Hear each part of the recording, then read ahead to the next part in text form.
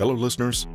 Welcome to the April 18th, 2024 episode of Social Skills Coaching, where you become more likable, more charismatic, and more productive. Today, we're diving into another chapter of Make Friends Easily by Patrick King. The chapter is titled When Ego Gets in the Way, and it tackles the challenges of navigating conversations and dealing with difficult personalities. Stay tuned as we explore how to cooperatively overlap in conversation without interrupting, and discover how to adapt your communication style across cultures. We'll also be discussing the gray rock technique, a powerful tool for dealing with conversational narcissists. If you'd like to learn more about Patrick King or his book, Make Friends Easily, visit his website at bit.ly/PK Consulting. That's bit.ly/PK Consulting.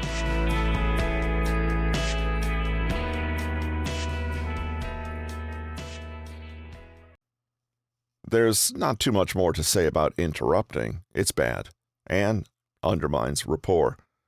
But what about when interrupting isn't interrupting, but cooperative overlapping? A professor of linguistics at Georgetown University, Deborah Tannen, coined the term cooperative overlapping, CO, and explains how it's very different from interrupting. CO is about talking along with the speaker, not to undermine or cut them off, but to validate what they're saying, give encouragement, and show that they're paying close attention. She alternatively calls it participatory listenership and enthusiastic listenership, and explains how different cultures have different expectations about this behavior. Some people find, for example, that in certain countries or cities, interrupting is considered a normal and lively part of conversation, and it eases and encourages conversation rather than stops it. Cooperative overlapping is said to be common in Jewish New Yorkers, for example, who nevertheless find that others may see their communication style as too aggressive. Where they might feel that an overlapping, excitable conversation signals full engagement, others might see this as a sign that nobody's really listening to one another, and consider all interruptions to be a sign of rudeness. The real problem only comes in when communication styles are not matched or aligned. When two different types try to talk, the interrupted speaker can get thrown out of whack and may stop speaking altogether or feel quite offended. This can create awkwardness all around. What to do? According to Tannen, it's not an insurmountable problem once you're aware of what's going on. If you don't know someone well, try to get a sense early on what their style might be like. If they appear to be a cooperative overlapper and you're not, you can safely assume that you can carry on talking if they interject before you're finished. See it as a sign that they are listening and engaged with what you're saying, in effect, helping you say it, and take your time finishing and completing your point. When they're talking, try interjecting more often and see what responses you get. It may feel a little strange at first, but you might find that more nonverbal engagement from you actually makes the conversation flow better. If you yourself are the cooperative overlapper, be patient with people who might not be. If you chip in with a comment and they stop speaking, say something like, "Oh, I'm sorry, I wasn't interrupting you."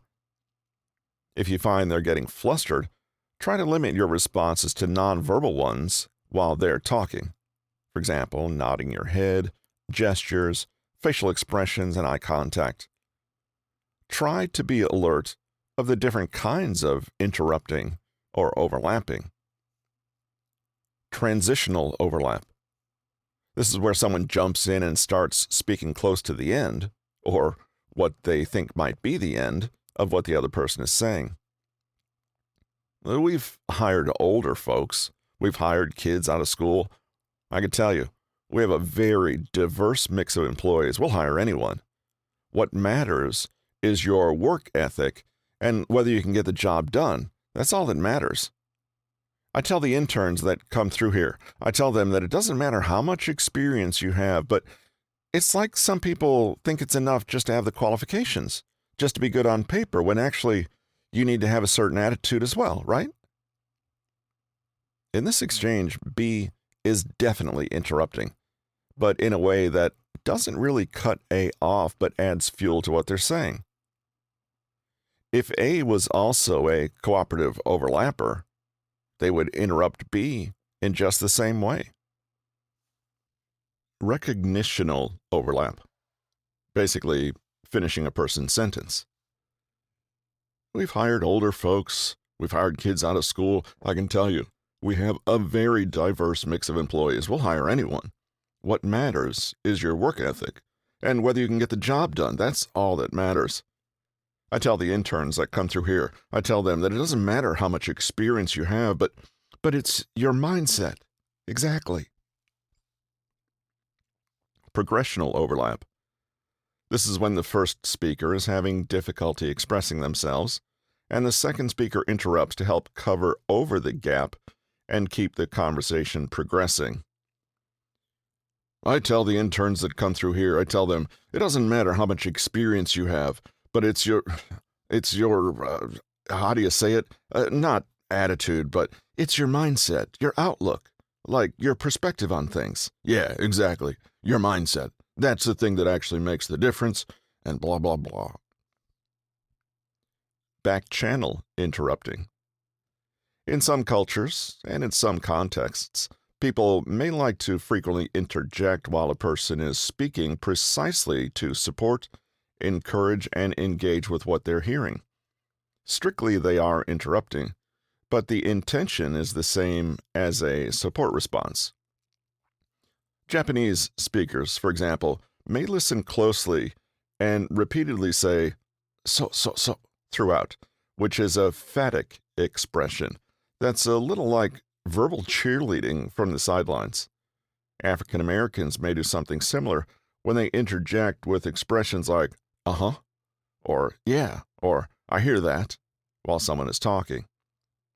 Rather than either of these cultural practices being rude, they're actually a sign of active and respectful participation, or, if you like, a culturally unique way of listening. Some people may be happy to overlap in some environments but not in others. It might feel fun to talk all at once when out on the town with friends, for example, but it can be overwhelming and confusing to do so when trying to solve a difficult problem as a group or in a professional context. Overlapping may also depend on other factors, such as gender, class, culture, and context. It may be tolerated by some in big groups, but not when in pairs, or it may be a behavior reserved for some occasions but not others. Whatever the case, Tannen believes that no style is better or worse than another, only that it's worth recognizing the differences and keeping them in mind when you're trying to connect with someone a little different from yourself. Don't automatically assume that a person interrupting you doesn't care about what you're saying, or that the person who is listening quietly without interjecting isn't engaged with the story you're telling. Mastering turn-taking. You've probably never thought about it before, but knowing exactly when it's your turn to speak in a conversation is actually a rather complex question, and is resolved using many different conventions and norms. The way people organize themselves in conversations is a kind of meta-conversation, a social agreement that everyone speaking will follow the rough rules for engagement. People in cultures of all kinds can agree that turn-taking should take place. It's just that they often disagree on the exact rules. How is airtime divided? How do you signal a change in turn? How long is each turn? If you find yourself repeatedly having difficulty in conversations, it may be that there's some friction or misunderstanding in turn-taking. Imagine that every contribution to a conversation takes a particular structure. There's the introduction, the content or message itself, and the ending, where the speaker signals that their turn has ended and they're giving up the floor to someone else. There may also be other rules, such as not leaving too much empty space between turns and not having more than one person have the floor at a time, with the exception of enthusiastic listening. So, what are these rules? Well, that depends on who you are, where you are, and what you're doing. A big part of learning to be charming, likable, and a good communicator is to constantly be appraising the situation and adapting and adjusting yourself accordingly. Someone may signal that their turn is over and that you can begin your turn by using eye contact. They might talk for some time and then make eye contact with you when they're done, like serving the conversational tennis ball back to you. Pitch and tone of voice. They may suddenly change these in a way that communicates that they're concluding their contribution. Body language. Different gestures can indicate that it is now your turn. The speaker can also signal they're finished by sitting back in their seat, crossing their arms, or adopting some other closing movement. Verbal cues. A question is a very obvious one, but people can signal that they want you to jump in by mentioning your name directly, referring to you or your opinion, or saying something like, "I imagine you and I differ on that, though," followed by a pause.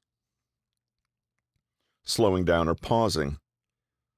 Some people, especially those who favor an overlapping style, will sometimes literally stop in the middle of a sentence or slow right down. "And I was just like," followed by a shrug, indicates that the person probably doesn't intend to finish their thought. In some cultures, though, saying, "you know," or its equivalent, is not necessarily an indication that the turn has ended, but could be more of an invitation for support responses like, "yeah," or "uh-huh." Linguists and anthropologists have studied turn-taking behavior for decades, and it's a rich and fascinating area. All you need to know, as a budding, good conversationalist and social butterfly, is to be aware that these rules exist in the first place, and that they may not always be the same from one situation to the next. When you become aware of two people talking at once during a conversation, that's your cue to notice it and try to understand it. Is someone, maybe you, interrupting? Is it cooperative overlapping? Do you and your conversational partner have different communication styles? In a group, what is the general consensus for the rules, and how can you match to that? When they're the conversational narcissist. We'll end this book on a topic that's probably been lingering in your mind throughout. How do you deal with someone else who isn't a good listener, isn't charming, and is a conversational narcissist? How do you deal with endless shift responses or being interrupted? There's no point denying it. It takes two to tango, and if only one person in a conversation is listening actively, asking questions, and maintaining curiosity, that conversation is not going to go anywhere. A word of warning, the more you improve your own conversational skills, the more you may notice how poor other people's are. One big mistake you can make when encountering a conversational narcissist is to imagine that you can elevate things or rescue the conversation simply by being more attentive, understanding, and charming yourself. More realistically, what tends to happen is that you don't rescue the conversational narcissist, but rather they suck you in, and soon you may find yourself competing with them and even resorting to your own tactics to wrestle the focus back from them and onto yourself. In other words, often the only possible way of talking with a narcissist is to become one yourself. Instead, take a neutral and rational position. You cannot force self-absorbed people to pay attention to you, so don't waste energy trying. If someone is incapable of genuinely seeing you, hearing you, or acknowledging you as a separate and valuable person, there is seldom anything you can or should do to change their mind.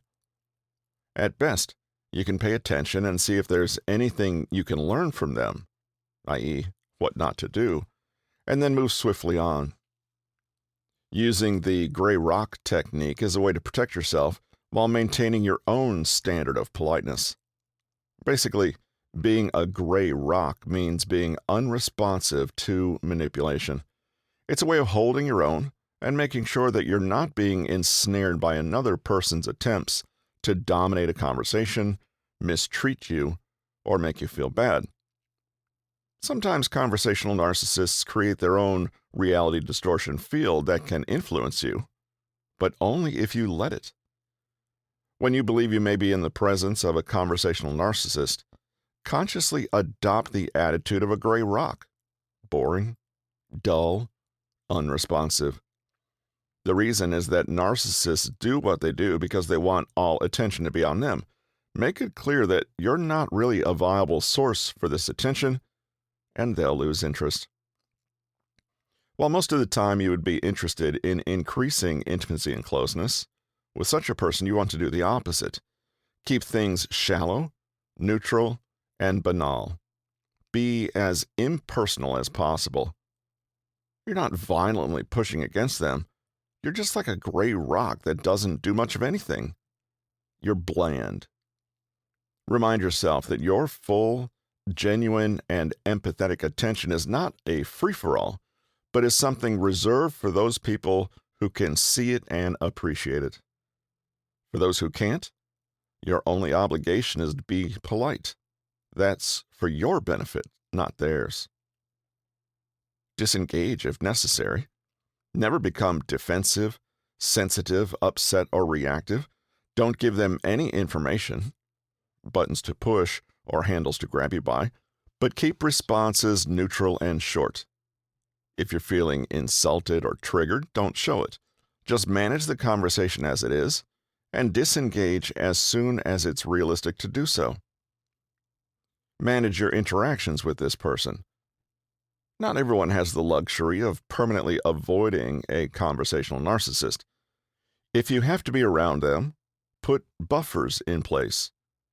You can ensure there's always an activity going on to distract you and give an excuse to escape. You could make sure you're never alone with them, or you could orchestrate meetings that have a natural but definite end. Keep it light, and make sure you're not giving them an opportunity to insert themselves or dominate.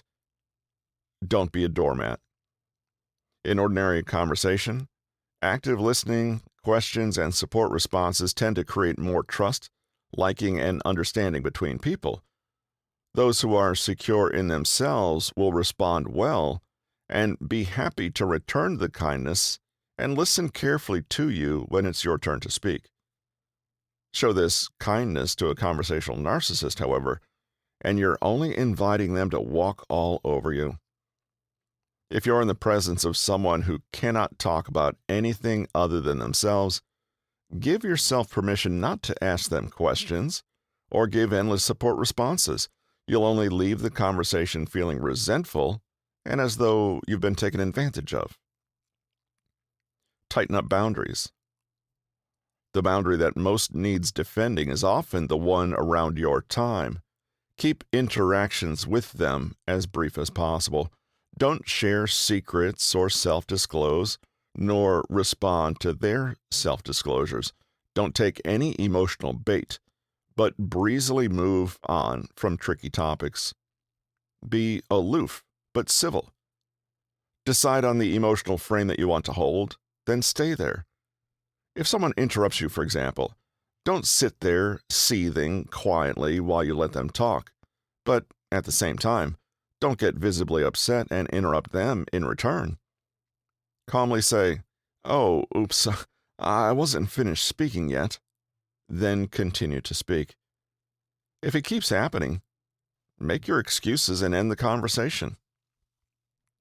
With non-narcissistic people, it's wise to assume the best and keep trying to push past any awkwardness for the sake of that precious rapport and connection.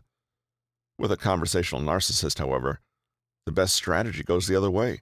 Cut your losses early and leave. The world is full of interesting, attentive people who you can connect with instead.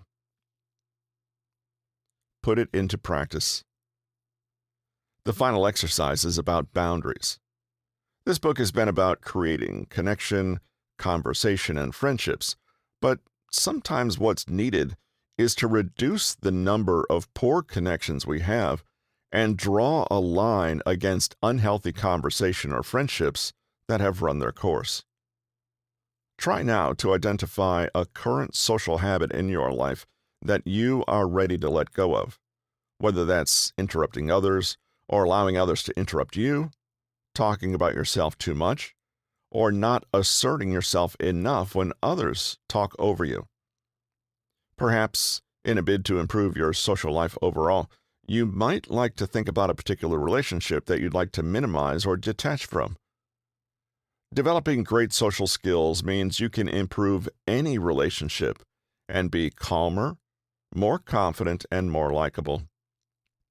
At the same time, not every person can and should be your friend. Sometimes the best thing we can do is to be honest about the people, behavior, and relationships that we're no longer happy with, and have the courage to move on from them so we can make more room for the kinds of connections we really want. Summary. The biggest threat to connecting well with others is conversational narcissism, i.e., the tendency of centering ourselves, talking too much, steering the topic, interrupting, invalidating others, bragging, manipulating, or acting superior to others. Everyone has the potential to be narcissistic in conversation at times. A shift response is an attempt to bring the focus and attention of a conversation back to yourself. A support response maintains that focus and attention on the other person. A great way to reduce conversational narcissism is to use fewer shift responses and more support responses. When used well, support responses lead to better, more fulfilling conversations for everyone. Dr. Carl Albrecht says that all conversations can be broken down into three fundamental components: declaratives, questions, and conditionals. His rule of three is to never make three declarative statements in a row without a question or conditional statement. Declarations can be presented as statements of fact, whether they are or aren't, and can shut down conversations or act as shift responses. Conditionals are modified, weaker forms of declarations that acknowledge their own subjectivity. Cooperative overlapping is different from interrupting. It's about talking along with the speaker, not to undermine or cut them off, but to validate what they're saying, give encouragement, and show that they're paying close attention. It can vary across cultures. Neither way is right, but try to acknowledge and accommodate differences. Turn-taking rules can be complex and culture-bound, but a big part of learning to be charming, likable, and a good communicator is to constantly be appraising the situation and adapting and adjusting yourself accordingly. When dealing with a conversational narcissist, don't try to rescue the conversation by being more attentive, understanding, and charming yourself, or you'll be taken advantage of. Instead, use the gray rock technique and be aloof and unresponsive until they lose interest and minimize contact as much as possible. Tighten up boundaries.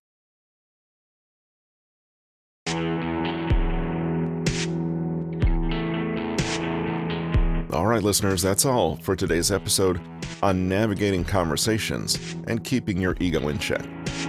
Remember, communication is a dance, and with little practice, you can become a smoother, more confident mover on the social dance floor. For more tips on building your social skills, subscribe to Social Skills Coaching wherever you get your podcasts, and don't forget to leave us a review to let us know what you think. We'll see you next time.